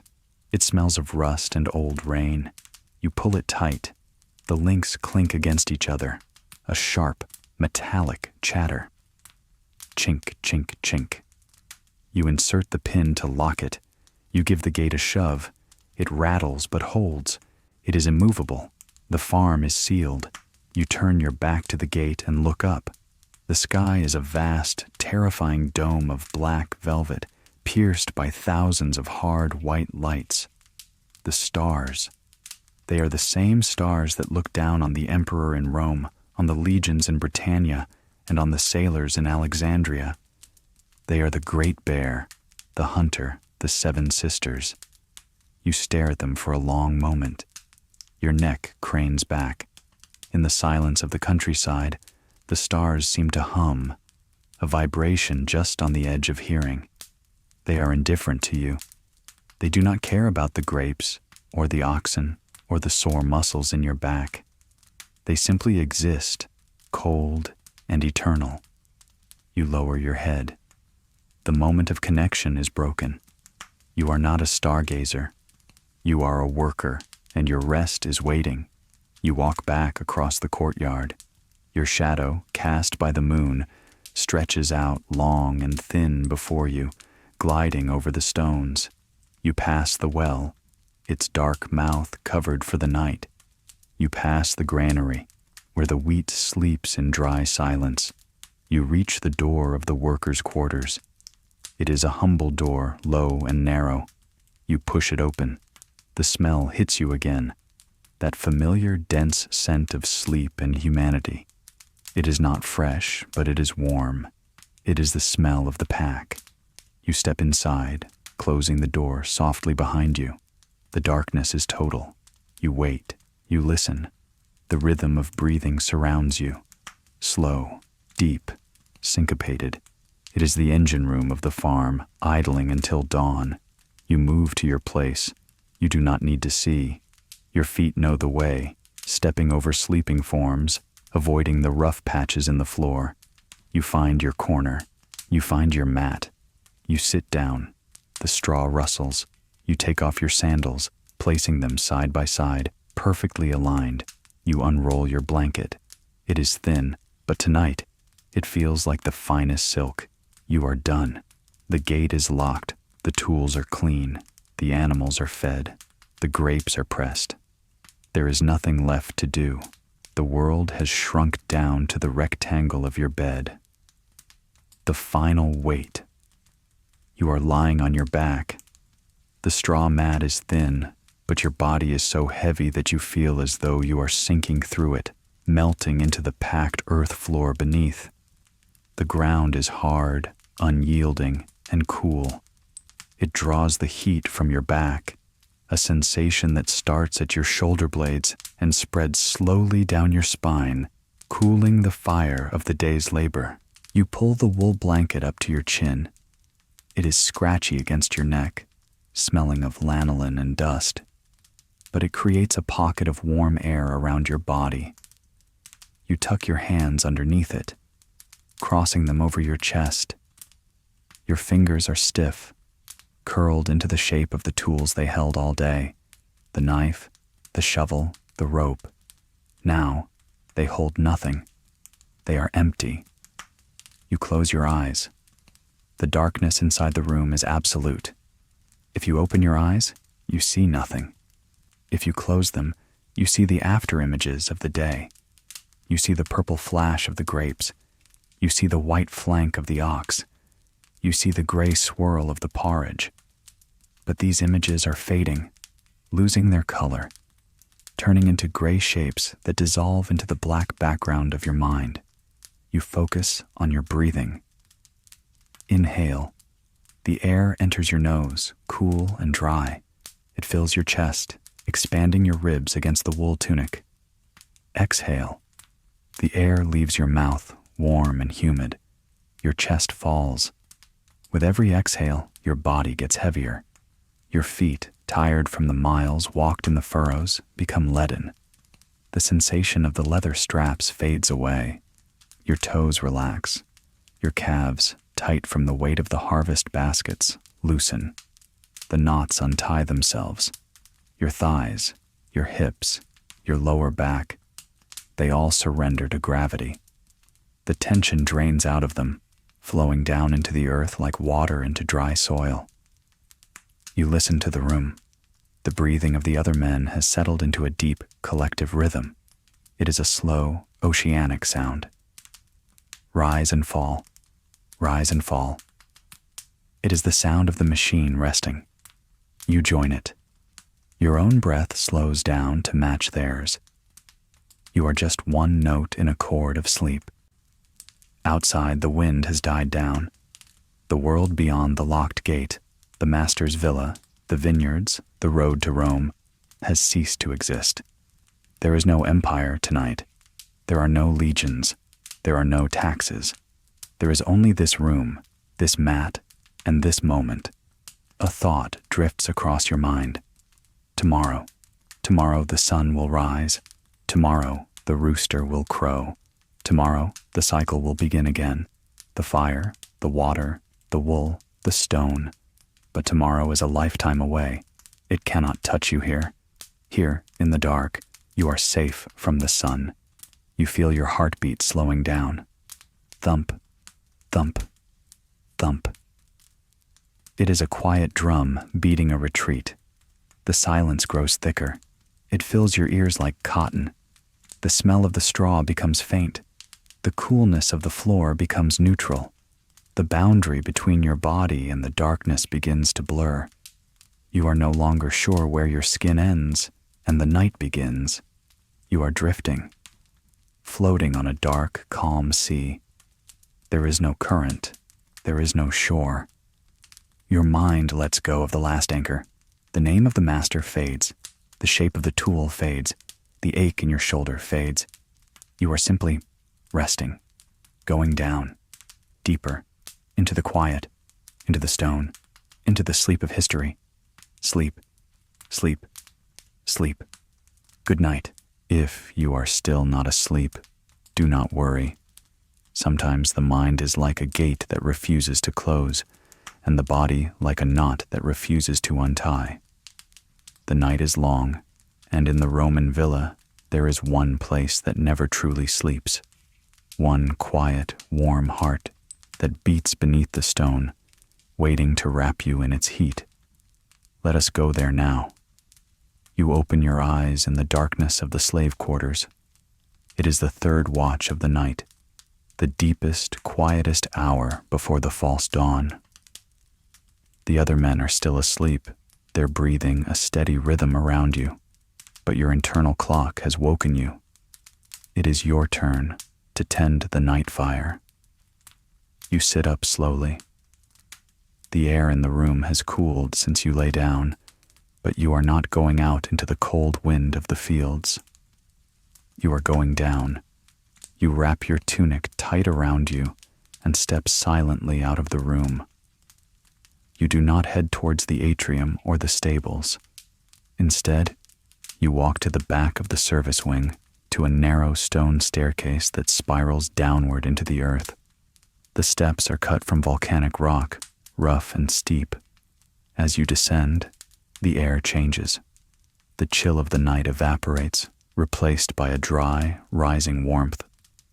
The smell changes too. The scent of hay and animals is gone, replaced by the scent of wood ash, toasted brick, and dry heat. You reach the bottom of the stairs. You are now in the profernium, the furnace room. It is a subterranean chamber, low-ceilinged and carved directly into the bedrock foundation of the villa. There are no windows here. The only light comes from the mouth of the great furnace itself, the fornax. The furnace is a low, arched tunnel of brick that extends deep under the floor of the master's house. Inside, a bed of charcoal and oak logs glows with a steady, pulsating orange light. It is not a wild, roaring fire. It is a controlled, banked heat designed to last through the night. Your job is not to build it up, but to maintain it, to keep the breath of the house alive. You walk to the wood pile stacked against the stone wall. The logs here are different from the kitchen wood. These are seasoned oak, dried for 2 years until they are hard as iron. They burn slow and hot, with very little smoke. You pick up a log. It is heavy, dense, and warm to the touch, having absorbed the ambient heat of the room. You approach the furnace mouth. The heat radiates outward, a physical wave that presses against your face and chest. It is comforting, like standing in the sun at noon, but without the glare. You kneel on the flagstones. You peer inside. The interior of the hypocaust stretches out like a miniature city of pillars. Rows and rows of brick stacks, the pilai, support the floor of the rooms above. Between these pillars, the hot air flows like a slow, invisible river. You can see the glow of the fire reflecting off the distant rows of bricks, fading into deep shadows the further back it goes. You place the log into the mouth of the furnace. You use an iron rod to push it deep into the bed of coals. Scrape, thud, hiss. The log settles into the embers. A few sparks rise, swirling in the draft, drawn inward by the chimney suction on the other side of the house. You watch them dance and vanish into the dark tunnels under the floor. You sit back on your heels. There is nothing else to do for now. The fire needs time to accept the wood. You are the guardian of the heat. You listen to the sound of the system. It is a low, resonant hum. The air is being drawn in through the intake vents behind you, passing over the fire and traveling through the hollow box tiles, the tubuli, lined inside the walls of the master's bedroom above. Whoosh. It is the sound of the house breathing. You imagine the heat traveling. You visualize it moving between the brick pillars, warming the terracotta tiles of the floor above. You imagine the master sleeping in his bed, unaware that his warmth comes from this fire, from this wood, from your hands in the dark. The room is silent, except for the faint crackle of the wood. Snap. Pop. The sounds are muffled, soft. The thick earth walls absorb all noise. You feel completely isolated here, wrapped in a cocoon of stone and warmth. You look at the pile of ash near the wall. It is gray and soft, like fine powder. You pick up a bronze shovel. You must clear the airflow. You slide the shovel gently under the grate. Shh. You pull out a small mound of white ash. You tip it into a metal bucket. The ash falls silently, a soft cloud that settles instantly. You repeat the motion. Shh. Tip. The rhythm is slow. You are in no hurry. The night is static here. You feel drowsiness returning. The heat of the room is a heavy blanket. Your eyelids feel thick. You set the shovel down. You lean your back against the warm stone wall of the furnace arch. The bricks vibrate slightly with the draft of the fire. It is a soothing, mechanical purr. You stare into the glowing embers. The colors shift and change. Deep red, bright orange, fading yellow. As the wood burns down, the patterns in the coals look like landscapes, mountains of fire, valleys of shadow. Your eyes trace the ridges of the burning wood. You are safe here. The wind cannot reach you. The rain cannot reach you. The demands of the day cannot reach you. There is only the thermal cycle. Wood becomes heat. Heat becomes comfort. Comfort becomes sleep. Your head nods forward. You jerk it back up, but the effort is weak. The warmth has soaked into your muscles, turning them to water. You decide to rest your eyes, just for a moment, while the new log catches fire. You close your eyes. The orange glow remains behind your eyelids, a warm afterimage. You listen to the draft. Whoosh. It sounds like the sea. It sounds like the wind in the pines. It sounds like silence. The boundary of your body seems to dissolve into the heat. You are no longer a person sitting on a stone floor. You are part of the furnace. You are the heat rising through the walls. You are the stillness of the underground. Your breathing slows down to match the draw of the fire. In and out. In and out. The log settles with a soft crumble. The sparks fly up and are gone. The warmth remains. It holds you. It keeps you. It carries you down. Down into the earth. Down into the warmth. Down into the final dreamless dark. Sleep now. The fire will hold. The house will stand. You can let go. If this journey through the duller side of history helped you unwind and maybe even drift off, please let me know. First, hit that like button if you enjoyed this historical lullaby. Second, subscribe to the channel so you don't miss future installments of history too boring to keep you awake. Finally, I'd love to hear your thoughts. Drop a comment below about which historical topic you find so mundane. It deserves to be our next sleepy video. Your suggestions will shape our journey into the world's most delightfully dull past.